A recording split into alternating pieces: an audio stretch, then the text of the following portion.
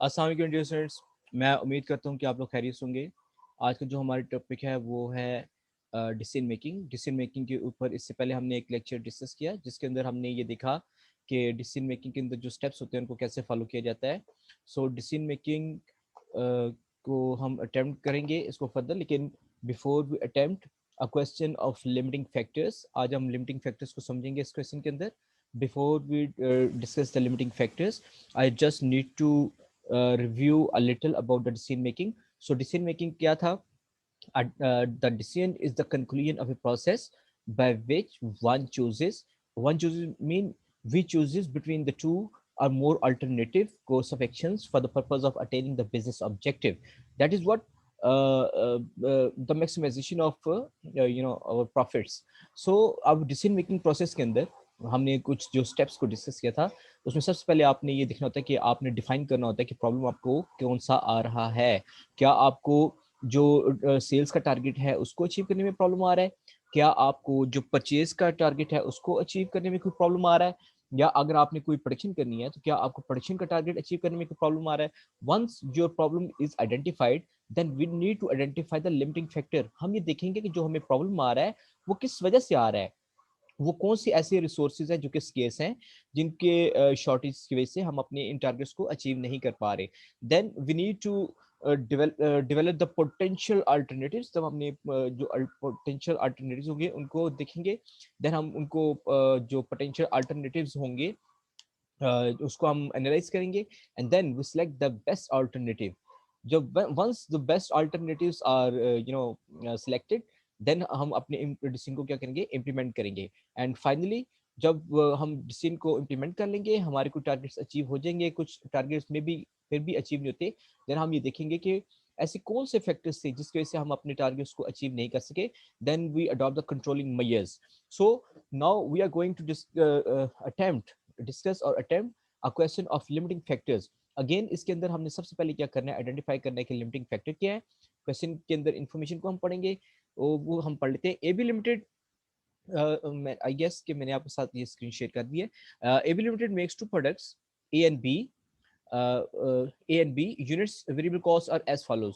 अब जो product A की जो वेरिएबल कॉस्ट है दैट इज ₹8, जिसके अंदर आपका डायरेक्ट मटेरियल की कॉस्ट है ₹1, डायरेक्ट लेबर की कॉस्ट है ₹6 एंड वेरिएबल ओवरहेड्स की कॉस्ट है ₹1। अगर हम डायरेक्ट लेबर को देखें, अगर हम डायरेक्ट लेबर को देखें तो इसमें है ₹6 per unit, but in bracket जो लिखा हुआ है, लिखा है 3 per hour. It means it takes 2 hours. It means it takes 2 hours to produce 1 unit of product A. On the other hand, अगर हम इसकी प्रोडक्ट बी की वेरिएबल कॉस्टिंग को देखते हैं तो वो है ₹7, जिसमें से ₹3 जो है डायरेक्ट मटेरियल्स है, ₹3 जो है वो डायरेक्ट लेबर है, एंड वेरिएबल ओवरहेड जो है ₹1 है। सो अगेन अगर हम इसकी वेरिएबल डायरेक्ट लेबर आवर्स को देखें तो cost per direct labour is ₹3 और टोटल कॉस्ट भी 3 है। It means it takes 1 hour of direct labour to produce 1 unit of product B.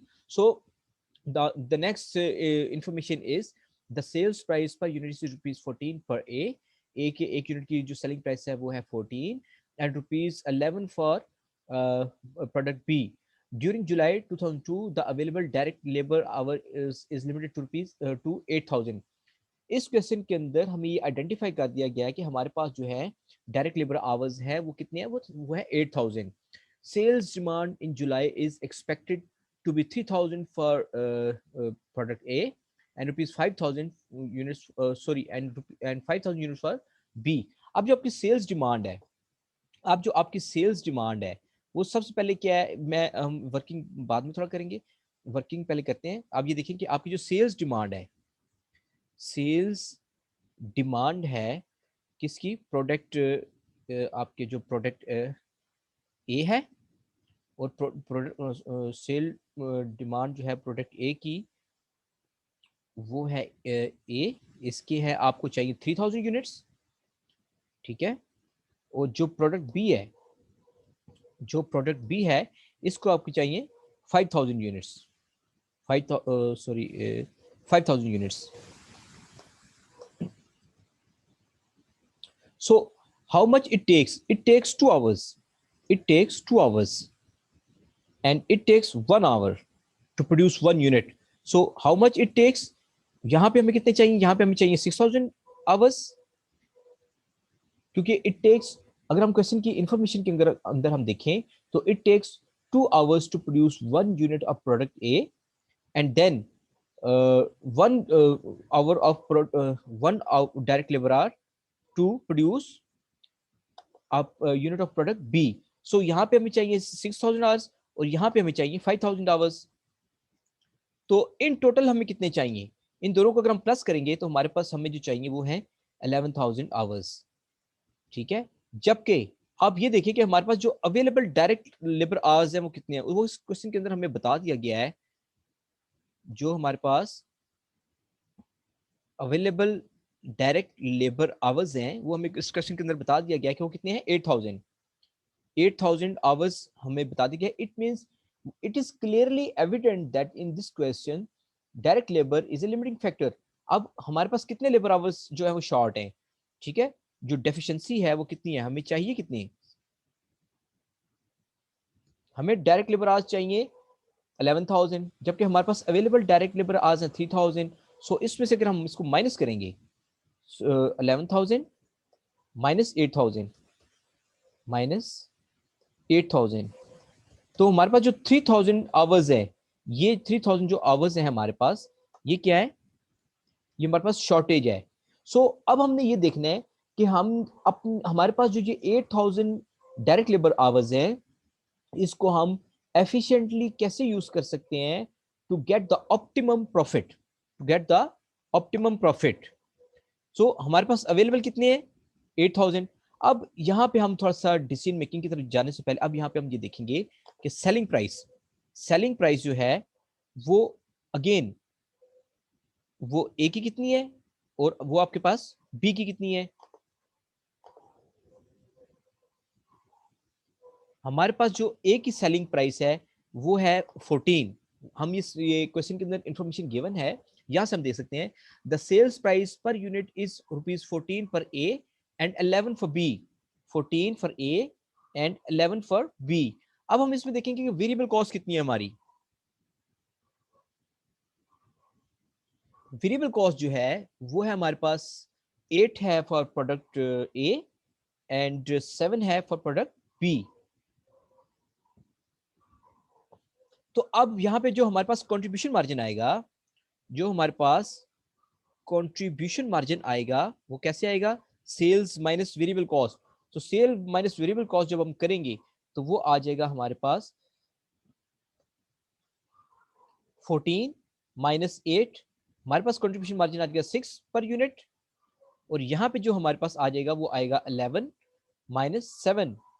तो अब जो कंट्रीब्यूशन मार्जिन जो हमारे पास आ गए वो है 6 per unit for product A and 4 per unit for product B.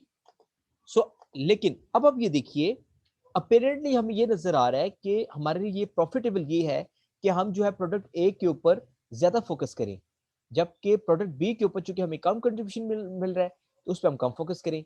लेकिन जब जब मैनेजमेंट अकाउंटेंट होता है उसने सिर्फ यही तो देखना होता है कि मैंने जो कंट्रीब्यूशन मार्जिन अर्न करना है वो मैक्सिमम अर्न करना है, लेकिन पर स्केर्स रिसोर्सेज. इस क्वेश्चन के अंदर हमारे पास स्केर्स रिसोर्सेज जो कि लिमिटेड रिसोर्सेज है वो है डायरेक्ट लेबर.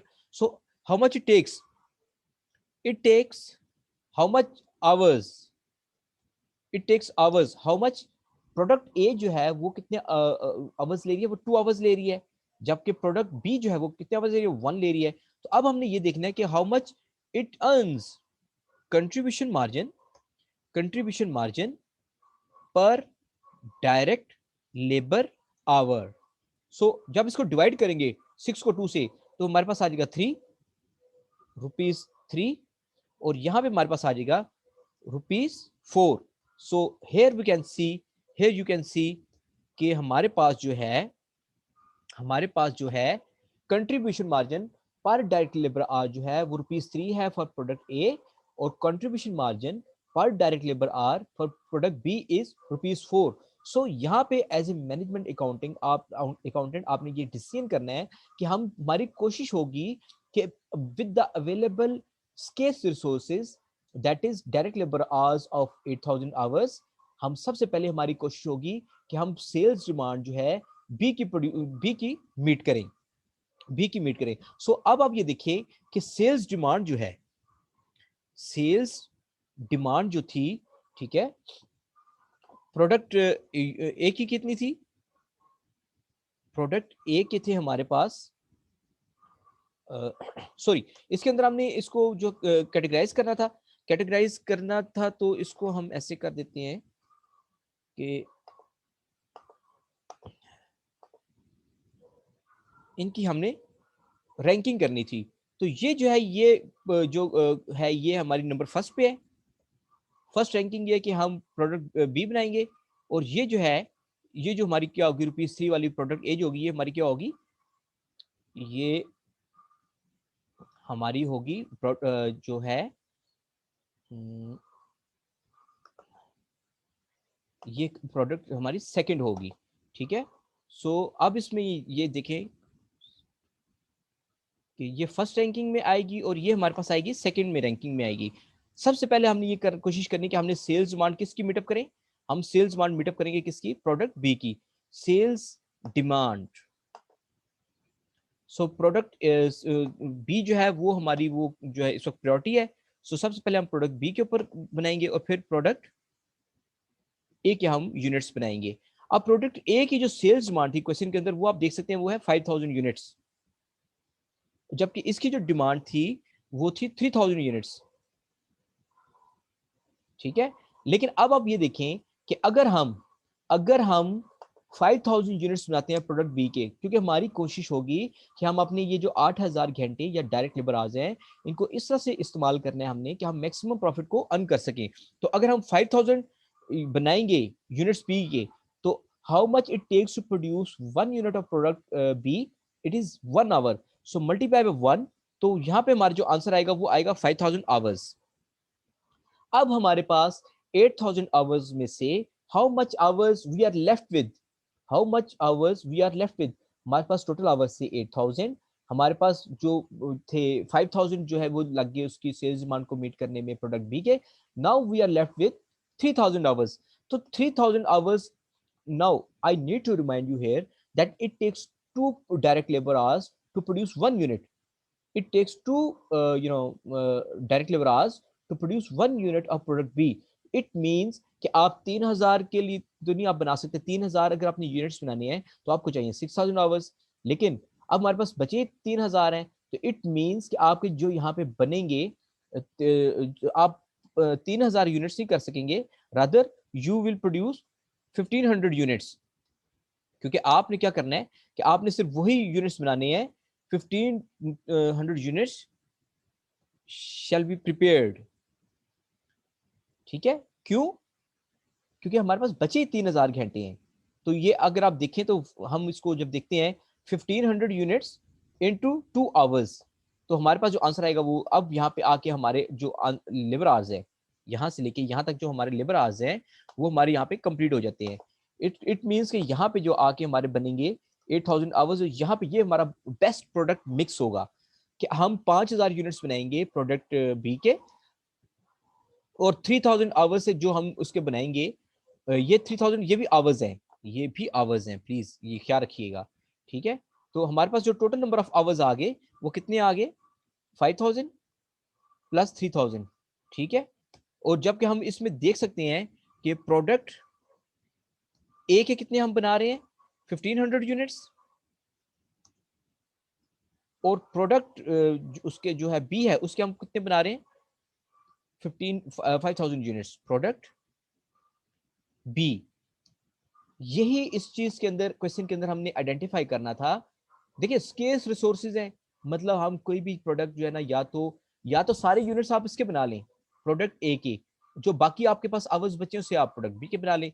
लेकिन हम ये साबित करेंगे कि ये वो डिसीजन गलत होगा जो हमने contribution margin per direct labour hour जो हमने रैंकिंग किया प्रोडक्ट्स की उसके लिहाज से सबसे पहले प्रोडक्ट बी के हमने यूनिट्स बनाने हैं, तब जो लेफ्ट ओवर आवर्स होंगे वो हम अप्लाई करेंगे फॉर प्रोडक्ट ए के लिए। तो उसकी रूह से we are in a position to produce, here it is 5000 units for product B and 1500 units for product A in available 8000 what hours। अब इसके अंदर अगर हम जब इसकी बनाएंगे और जो हमारी सेल्स डिमांड कितनी है, हमारी सेल्स डिमांड तो 3000 है, इसका मतलब 1500 यूनिट जो हैं हम अवेलेबल रिसोर्सेज से बनाएंगे और 1500 यूनिट जो के होंगे वो हम आउटसोर्स करेंगे। ज़ाहिर है हमारे पास डायरेक्ट लेबर आवर्स ही नहीं है। एंड वन मोर थिंग जो कि मैं शायद अगले लेक्चर में नहीं बताना भूल गया, वो ये था दैट फिक्स कॉस्ट जिस जो भी होगी has nothing to do with the decision making process. Fix costing जो होगी it has nothing to do with the decision making process. आपने देखा होगा कि कहीं भी जो है फिक्स कॉस्टिंग नहीं आ रही। सो अब हम अपने इस क्वेश्चन को जरा प्रूव करते हैं कि ये हमने जो काम किया है क्या ये सही किया है। अब ये देखिए सेल्स, सेल्स का मतलब है कि आपकी जो product B and then product A, product A. तो आप ये देखिए कि प्रोडक्ट बी के हम कितने यूनिट्स बना रहे हैं, 5000 units, 5000 units. And then product A के हम कितने यूनिट्स बना रहे हैं, हम बना रहे हैं 1500 यूनिट्स। तो आपकी जो सेल्स हैं इसकी जो आपकी सेलिंग प्राइस थी वो थी 5000 यूनिट्स इंटू ₹14। क्वेश्चन के अंदर आप इसको देख सकते हैं, सही है। उसके बाद ये जो आपकी 1500 यूनिट्स थे इनकी जो सेलिंग प्राइस थी वो थी 11। तो आपकी जो टोटल सेल्स आ गई, जो आपकी टोटल सेल्स आ गई वो आपकी आ गई जनाब 70,000 प्लस 70,000 प्लस 16,500, ये आपकी आ गई 86,500। ठीक है। उसके बाद आपकी वेरिएबल कॉस्टिंग आ गई। उसके बाद जो आपकी वेरिएबल कॉस्ट हैं again for product B, again for okay here it is, आपकी product B here it is and then product A. So अब आप ये देखिए अगेन आपने यूनिट्स कितने प्रोड्यूस किए, ज़ाहिर जितने सेल की इतनी, यहाँ पे हम ये जम्पशन ले रहे हैं कि जितने हमने प्रोड्यूस किए उतनी हमारे बिके। तो इसकी जो वेरिएबल कॉस्टिंग आ रही है वो थी 5000 यूनिट्स। वेरिएबल कॉस्ट थी इसकी अगर हम क्वेश्चन के अंदर देख सकें तो इसकी जो वेरिएबल कॉस्टिंग थी वो थी 8 थी प्रोडक्ट ए के लिए, हियर इट इज, और 7 थी प्रोडक्ट बी के लिए। ओके, वेरिएबल कॉस्ट जो हमारी इसमें आ रही थी प्रोडक्ट ए की थी 8, 5000 यूनिट्स इनटू ₹8, ये इसकी वेरिएबल कॉस्ट आ गई। और यहाँ पे 1500 यूनिट्स 1500 यूनिट्स इसकी वेरिएबल कॉस्टिंग थी 7। तो ये आ गई आपकी वेरिएबल कॉस्टिंग। सो यहाँ पे जो आपकी आई है इसका जो सम आया वेरिएबल कॉस्टिंग का जो सम आएगा वो आपका आ रहा है 50,500। सो अब अगर यहाँ पे हम देखें सेल्स माइनस वेरिएबल कॉस्ट आ गया, ठीक है, सेल्स माइनस वेरिएबल कॉस्टिंग जो आ गई हमारे पास, तो अब हमारे पास आंसर क्या आएगा, कंट्रीब्यूशन मार्जिन, कंट्रीब्यूशन मार्जिन। सो इसमें आप देख सकते हैं कि सेल्स माइनस जो कंट्रीब्यूशन मार्जिन आ रहा है वो आ रहा है, ये हमारे पास आ रहा है 86,500 माइनस जो वेरिएबल कॉस्ट है दैट इज 50500। तो आपके पास जो कंट्रीब्यूशन मार्जिन आ रहा है वो है 36,000, 36,000 जो आपके पास कंट्रीब्यूशन मार्जिन आ रहा है। और इस क्वेश्चन के अंदर ये अगर आप देख सकें तो फिक्स कॉस्ट भी गिवन है, फिक्स कॉस्ट जो है 20,000। डिसीजन तो वेरिएबल कॉस्टिंग के ऊपर ऑलरेडी हो चुका है, ठीक है। तो यहाँ पे आपकी जो फिक्स कॉस्ट है वो माइनस होगी ओवरऑल कंट्रीब्यूशन में से, तो वो कितनी थी आपकी 20,000, 20,000। मैं इसको यहाँ पे भी माइनस, ओके,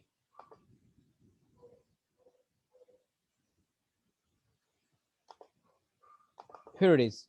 अब जब आपने इसमें से नेट प्रॉफिट जब आपका आएगा, जब आपका प्रॉफिट आएगा तो वो आपका आएगा जो है 36,000, ठीक है, और ये आपका आएगा 16,000 आपका प्रॉफिट आएगा इस क्वेश्चन के अंदर। अब अगर आप इस क्वेश्चन को वाइस वर्सा प्रूव करना चाहें कि क्या हमारा डिसीजन अगर हमने तमाम के तमाम यूनिट्स उसके बनाए होते प्रोडक्ट बी के, सॉरी अगर हमने तमाम के तमाम यूनिट्स बना लेते प्रोडक्ट ए के, और अगर हमने जो लेफ्ट ओवर आवर्स होते उससे हम यूनिट्स बनाते प्रोडक्ट बी के, तो क्या हमारे रिजल्ट सेम होने थे। इस चीज को हम जो है थोड़ा सा डिमॉन्स्ट्रेट करते हैं।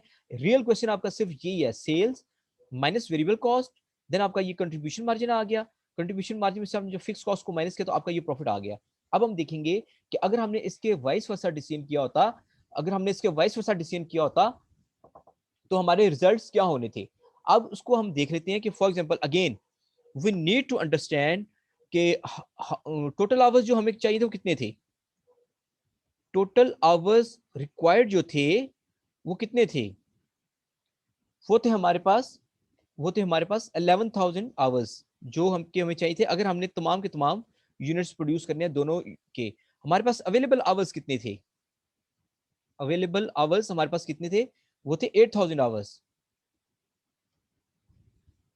वो थे 8,000 आवर्स। ठीक है, उसके बाद हमारे पास डेफिशिएंसी क्या थी, हमारे पास डेफिशिएंसी 3,000 आवर्स की, ये इसमें से माइनस किया था हमने। अब अगर हम यहाँ पे ये अजम्पशन लें कि हम तमाम के तमाम यूनिट्स बनाएंगे तो उसकी जो सेल्स डिमांड थी, जो सेल्स डिमांड थी किसकी, सेल्स डिमांड जो थी वो जो ए की थी, सेल्स डिमांड प्रोडक्ट ए की, सेल्स डिमांड प्रोडक्ट बी की, तो सेल्स डिमांड जो थी वो थी 3,000 यूनिट्स एंड देन इसकी थी 5,000 यूनिट्स। सो अब आप ये देखिए कि अगर हमने 3,000 यूनिट्स सारे के सारे प्रोडक्ट ए के बनाते तो how much it takes to produce 1 unit of product A, it takes 2 hours, so 3,000 units multiplied by 2 hours, so यहाँ पे हमें चाहिए थे 6,000 घंटे, 6,000 आवर्स। ठीक है, वो तो यहाँ पे यूज हो गए 6,000 आवर्स, तो यहाँ यूज हो गए प्रोडक्ट ए के लिए। अब हमारे पास बचे कितने घंटे, 8,000 में से 6,000 यूटिलाइज हो गए तो पीछे बचे 2,000। इट मीन्स कि हमने जो जो इसके बाकी बना रहे थे, हम 5,000 यूनिट्स, हम इसके यूनिट्स हमारे पास बचे 2,000 घंटे। 8,000 में से 6,000 घंटे अप्लाई हो गए प्रोडक्ट ए के लिए और बाकी कितने बचे 2,000। तो how much it takes to produce 1 unit of product B, it takes 1 hour, so it means कि हम 5,000 नहीं, only 2,000 units can be produced. ठीक है, सो जो 2,000 यूनिट्स थे, अगेन 2,000 यूनिट्स जो थे उसके लिए आपको क्या करना था, 2,000 यूनिट्स के लिए 2,000 यूनिट्स इनटू 1 आवर, देन हमारे पास जो क्या होने थे यहाँ पे 2,000 घंटे भी हमारे पूरे हो जाने थे और इन दोनों का सम क्या आ जाना था, 8,000 आवर्स। तो ये तय हो गया, ये तय हो गया कि अब हमारा जो होगा प्रोडक्ट मिक्स होगा वो ये होगा कि 6,000 यूनिट्स हम बनाएंगे प्रोडक्ट ए के, सॉरी 3,000 यूनिट्स बनाएंगे प्रोडक्ट ए के और 2,000 यूनिट्स बनाएंगे हम प्रोडक्ट बी के, to within the available scale resources that is 8,000 direct labour hours. So मैं इसी फाइनेंशियल स्टेटमेंट को थोड़ा सा नीचे कॉपी कर लेते हैं ताकि हमें ज्यादा कैलकुलेशंस में हमारा टाइम ना जाए।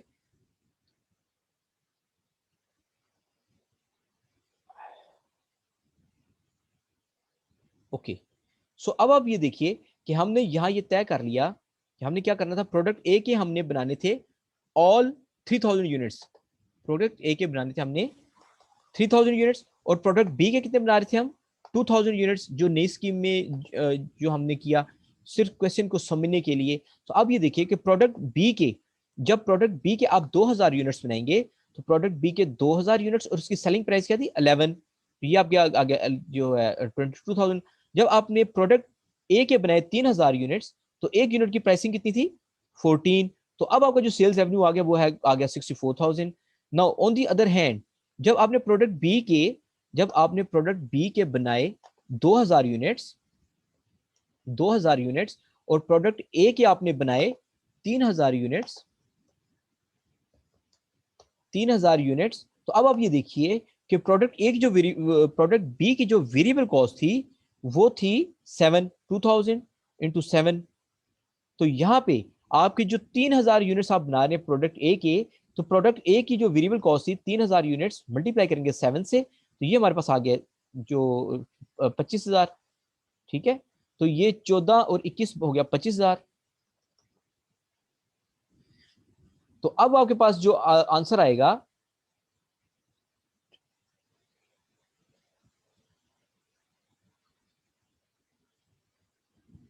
अब आपके पास जो आंसर आएगा वो आएगा दिस। अब आपके पास आ रहा है, आंसर आ रहा है, एक मिनट, आपकी जो सेलिंग प्राइस थी, एक minute let me check it again, कि वो हमारे पास थी 14 और 11, 14 और 11, 14 और 11 ठीक हो गया।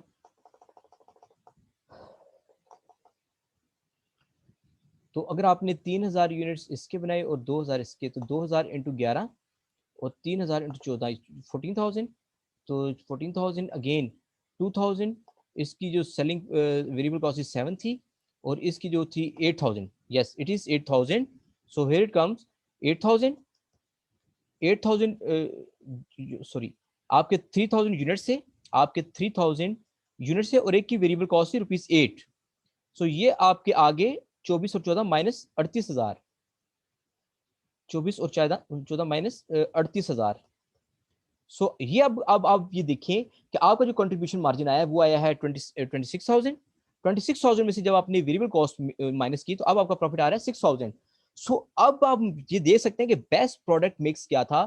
जो पहला प्रोडक्ट मिक्स था उसमें हमने प्रॉफिट अर्न किया 16,000, और जो सेकंड जो हमने अच्छा रियल आंसर यही था जहां पे हमने ये देखा कि हमारे पास जो है कंट्रीब्यूशन मार्जिन जो है, ये देखिए आप ये रैंकिंग देख सकते हैं। यहाँ भी हमने रैंकिंग की थी कि सबसे पहले फर्स्ट रैंकिंग पे आ रही थी आपकी प्रोडक्ट बी, सेकंड रैंकिंग पे आपकी आ रही थी प्रोडक्ट ए। तो रैंकिंग ये थी कि हमने ये पहले ये तैयार करना है। जब इस फॉर्मूले से हमने इसको आपने डिसीजन किया कि तमाम के तमाम हम यूनिट्स बनाएंगे प्रोडक्ट बी के, देन जो लेफ्ट ओवर आवर्स होंगे उससे हम बनाएंगे बाकी यूनिट्स बनाएंगे प्रोडक्ट ए के। तो इसमें जो एज ए मैनेजमेंट अकाउंटेंट जो हमने डिसीजन लिया वो उसमें हमारा प्रॉफिट है 16,000। सिर्फ ये समझने के लिए कि ये हमारा डिसीजन सी है, हमने अपने डिसीजन को वाइस वर्सा किया, रैंकिंग को चेंज किया। उसमें हमने क्या किया कि सबसे पहले हमने ये किया कि तमाम के तमाम यूनिट्स हमने बनाए प्रोडक्ट ए के। ठीक है, जब प्रोडक्ट ए के आपने बना लिए तो उसमें हमारे पास 2000 आवर्स बचे उसके लिए, प्रोडक्ट बी के लिए उसके 2000 यूनिट्स बन गए। ठीक है, तो जब हमने उसकी फाइनेंशियल स्टेटमेंट बनाई तो यहाँ पे जो हमारे पास प्रॉफिट आ रहा है वो आ रहा है 6,000। सो इस क्वेश्चन के अंदर ना सिर्फ हमने ये सीखा कि अपनी लिमिटिंग फैक्टर को कैसे यूज करना है, कैसे एज ए मैनेजमेंट अकाउंटेंट आपने ये फैसला करना है कि कौन सा बेस्ट प्रोडक्ट मिक्स आपने तैयार करना है।